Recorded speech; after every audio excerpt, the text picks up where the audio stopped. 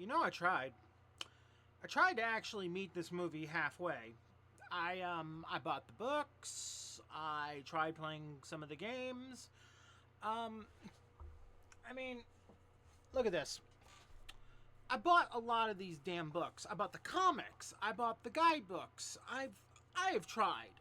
I mean, when you try to meet something halfway, it means you're putting in an effort to review something, at least. I mean, effort is a word that does not get used a lot when it comes to reviewing, I think. Especially when you're trying to review an IP. Five Nights at Freddy's 2 is a movie that confuses me in a way that it shouldn't, because I saw the previous film. I didn't like it. I think as a horror film, it failed. I think as an IP film, it was impenetrable. And I think as an IP film, Five Nights at Freddy's 2 is somehow worse. And I think as a horror film, it fails on another level. I will admit there were some moments that made me laugh at the end, but that's about an hour of film that I do not really want to have to deal with. And I know what's going to happen. I know what the actual consensus is going to be. If a FNAF fan's going to see my review, they're going to basically go, well, you just didn't get it. It's not for you. Why are you being so mean to the film? Because that's what's happened on the internet at this point. Critics have been harassed by the people who don't want to see the film fail. And you know what? I get it. I don't want to see anything I like getting harassed or seeing stuff I like fail. But you know what? I'm a realist when it comes to the industry half the time. If it doesn't sell well, it won't sell well. If it doesn't do well, it's not going to do well. The Star Wars video games are not going to do well because, the fan base is a bunch of entitled assholes, or they're a bunch of morons, or they try it afterwards and they love it. But it doesn't matter because the IP is so poisoned, it's not going to get any help. We're going to salt the earth and try again. But no. The problem here is Scott. Scott is the fucking problem. He is the guy who wrote the movie by himself. And unfortunately, he's writing this for people who will essentially know what the fuck is going on. And unfortunately, those people who know what the fuck is going on are the people that I'm unfortunately not wanting to deal with. Because those people who know what the fuck is going on are the type of people who will spend 7 hours explaining how Kingdom Hearts is a glorious masterpiece. And it makes perfect sense after one that everything will fit together. And now I know one of my friends is going to say, well, David, Kingdom Hearts does make sense. But then also we've all agreed that Kingdom Hearts 1 makes perfect sense in a vacuum. So I'm going on a rant now. Why does this movie fail? Okay, so I don't want to say fail. I'm saying fail, but I don't think it fails. The way FNAF 2 fails... God, why am I saying failure? The way FNAF 2 doesn't work as a movie sequel is... I feel it ignores a lot that was set up in the first film. The first Abby, she's fine. She's fine as a character, but some of the stuff from the first film does not translate over. First, she liked Bonnie a lot in the first film, but now she likes Chica? I feel like that's mostly for the fans, because, the fans seem to like Toy Chica more than Toy Bonnie, which makes no sense, because Matt Pat is voicing Toy Bonnie, but it's Megan Fox voicing Toy Chica. That makes no damn sense to me. So, why not just have Matt Pat voice Toy Chica instead of Bonnie? You kill two birds with one stone there. Or did you just want the name recognition for Chica? It makes no damn sense either which way or form. I know that's a nitpick. I know I'm nitpicking there, but it's a nitpick that makes no damn sense to me chronologically. Because, I'm sorry, I'm the kind of guy, I can accept a lot of, chronological changes. Oh, there's a There's a fucking boom mic in the shot. I can accept that. I can accept a lot of, like, little gaffes and stuff. But this is a story change. And I feel like Bonnie should have been the robot she connected to. She connected to him in the first one. So why not in the second one? Why is it Chica now? Like, again, it makes no damn sense. Like, it boggles my mind. And now I'm going off on a tangent. I've went on a tangent for 2 minutes about just one thing. And I'm sorry. It's weird.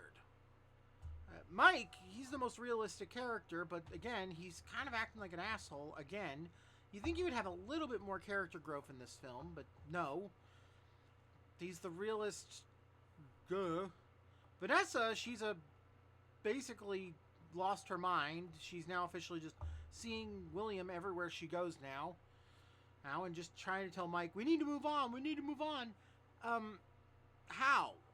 Like, the whole town is now officially into Freddy because of what happened. Apparently the aunt's alive. I don't know how the fuck she's alive.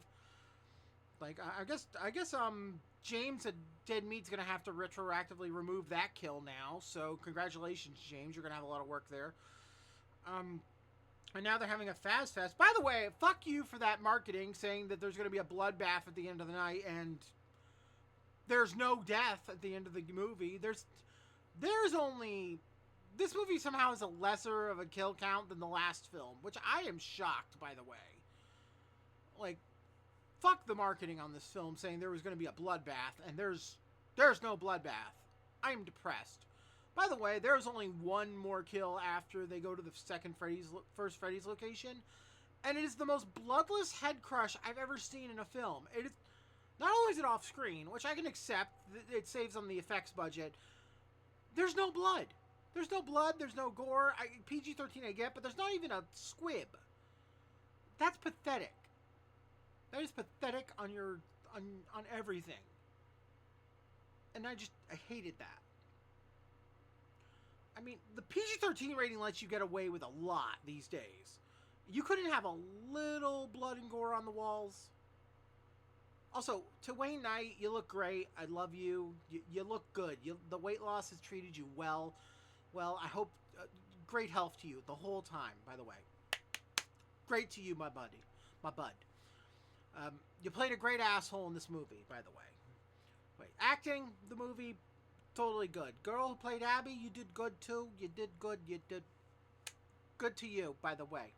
I don't want to stress on the acting. The acting in this movie was good. You did good with what you had. It's hard to talk about why the movie's bad. That's the problem here.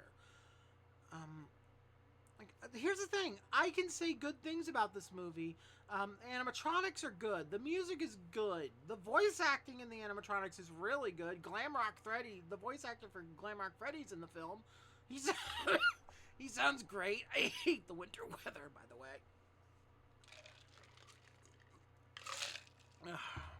The blood of fanboy tears. He sounds great, by the way. That's the thing. The acting is great in the film. I'm not really stressing on the acting.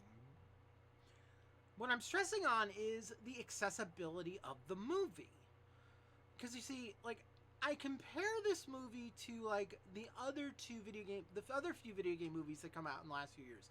Minecraft, Mario, Sonic. They're more accessible to new fans and old ones. And yet, yeah, Minecraft had a lot of controversy this year between the chicken jockey and the kids acting like little shitheads.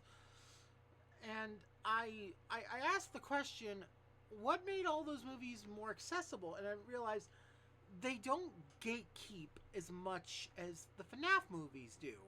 Like, it's hard to actually get invested in FNAF the movie because I feel like, okay, I don't really know what's going on. I don't know why it's going on. I don't know who half these characters, their motivations are. And yet, I'm watching these movies, and I realize if I watch a Sonic movie, if I watch the second Sonic movie without watching the first, I still get what's going on. I can watch Sonic 2 without having to watch Sonic 1. I can watch Sonic 3 without watching Sonic 2. I could watch the Knuckles miniseries without having to watch Sonic 2 or 3 because I'll get a little bit of a recap what's going on. Oh, Knuckles met Sonic in Sonic 2. Sonic saved his life. Oh, they're friends now. I'll watch Sonic 3. Oh, they all met in the last movie. They're all friends now. I can watch the Mario movie. Oh, Mario's from Brooklyn! And, you know, he's now in the Mushroom Kingdom and stuff like that's going on. I watched the Minecraft movie. Okay, Steve is from the real world. Now he's in the Minecraft world. Street Fighter, Mortal Kombat, all these other movies, even the bad Mortal Kombat movie, recaps the events of the previous one. And I know I'm going to bat for Mortal Kombat Annihilation in this review. That's so weird. Once again, I hate the dry weather. I hate the dry, cold New England weather sometimes. But even the bad movies, based on video game IPs, give you a little bit of work of what's the best word to describe? They give you a little bit of a mini primer. Like Resident Evil doesn't do that. Like the Paul Anderson Resident Evil films doesn't do that.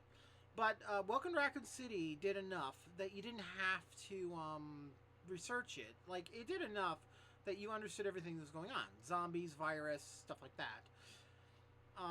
Silent Hill, you don't really need to know what's going on because it's Silent Hill. Like you just have to accept the town is fucking evil. So you're set there.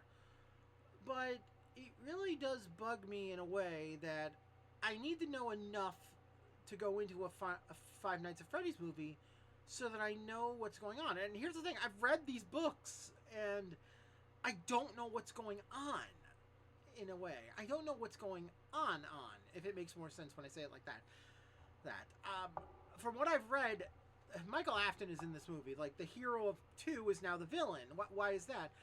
And at the end of the film, it feels like I'm watching, like, way too much going on at once. Because, like, okay, the marionette was controlling them, and now someone else is controlling them, and now the animatronics from the previous film are now possessed again, and now they're going to heaven, and now Michael Afton was just beaten up by the friend of Mike, and now there's 2 Mikes. One's named Schmidt, one named Afton, and I'm confused, and now Mike and Abby don't want to be anywhere near Vanessa, and now she's evil, and now we're gonna get Vandy, but wasn't Vandy part of Security Breach? So is Glamrock Freddy gonna be in the 3rd film, and we're gonna get You'll Go Far Superstar, or is fucking Roxy gonna be in the 3rd film too? Or is Abby gonna make Glamrock Foxy, or Glam Roxy, or any? My head fucking hurts now. I didn't like this movie. There were like 3 moments in the film I enjoyed, and one of them was of someone throwing a hot dog at Toy Freddy. You know what's weird is that I've had my 5 worst of the film year made, and then once a month for the last 4 months, I've had to change that fucking list. This year has been a fucking nightmare for me. You know that? I'm not even doing the end credits this time. The review's over. The review is over.